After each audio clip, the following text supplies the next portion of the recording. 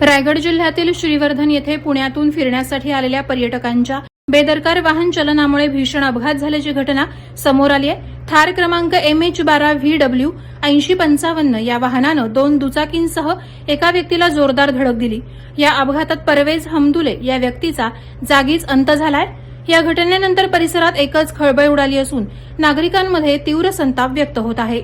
मिळालेल्या माहितीनुसार पुण्यातील काही पर्यटक श्रीवर्धनमध्ये फिरण्यासाठी आले होते।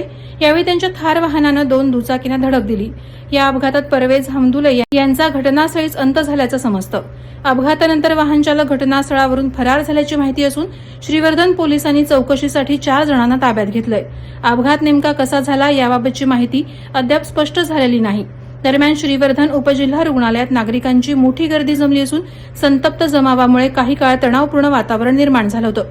विशेष म्हणजे यापूर्वीही रायगड जिल्ह्यात अशाच प्रकारची धक्कादायक घटना घडली होती। हरिहरेश्वर येथे पुण्यातील पर्यटकांनी दारूच्या नशेत हॉटेल व्यावसायिकाशी वाद घालून मारहाण केली होती। त्यानंतर पलायन करताना महिलेवर स्कॉर्पिओ घातली होती। त्यात त्यांचा दुर्दैवीच अंत झाला होता। त्या प्रकरणाने संपूर्ण जिल्हा हादरला होता।